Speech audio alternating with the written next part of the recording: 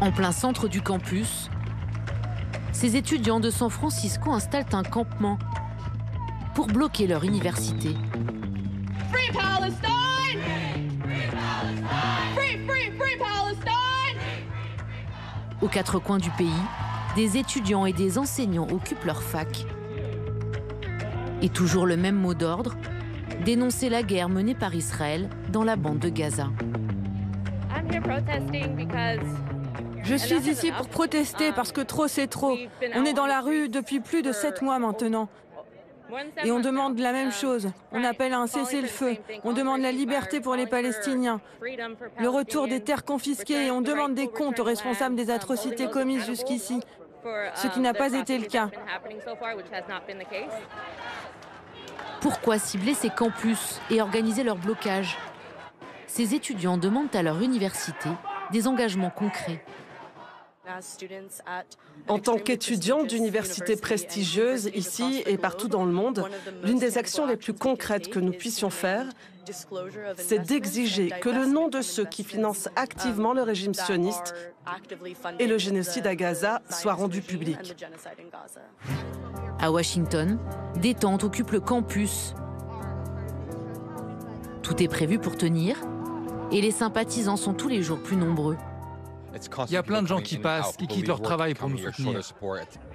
L'occupation des lieux se déroule sans violence, comme le constate notre correspondant sur place. Pour l'instant, la police a reçu l'ordre de ne pas intervenir. Les autorités disent que le rassemblement se déroule dans le calme et qu'il n'est pas nécessaire de déloger les protestataires. Pourtant, lorsque cette femme se présente avec un drapeau israélien, les esprits s'échauffent. Des manifestants prononcent des slogans antisionistes.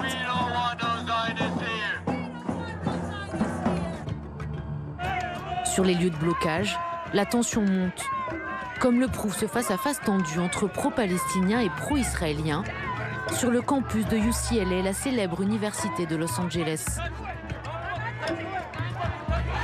Des débordements et des blocages que les autorités refusent parfois de tolérer. En quelques jours, plusieurs centaines d'étudiants et d'enseignants ont été arrêtés dans tout le pays, parfois de façon violente.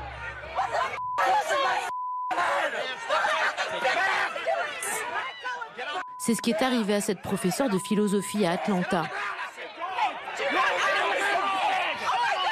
Brutalement jetée à terre par un policier. Le déploiement des forces de l'ordre dans certains États donne lieu à des images jamais vues sur les campus depuis la guerre du Vietnam. Des membres de la police d'État casqués et armés au beau milieu d'une foule étudiante. À Columbia, dans la ville de New York, l'une des plus grandes universités du pays et celle où tout a commencé, un ultimatum a été lancé aux militants. Ils devaient cesser l'occupation du campus la nuit dernière. Mais pour l'heure, les défenseurs de la cause palestinienne ne comptent pas céder. On nous a menacé de nous exclure temporairement de la fac si nous ne partions pas. Manifestement, personne ici n'est parti. Et j'imagine que tout le monde ici est prêt à tout donner pour cela. Nous, on bloque ici, et en plus, on est soutenu par beaucoup de gens, et nous espérons que l'université reviendra à la raison. Le bras de fer inquiète jusqu'aux plus hautes instances internationales. Les Nations Unies ont fait part de leurs préoccupations quant aux actions de la police sur les campus américains.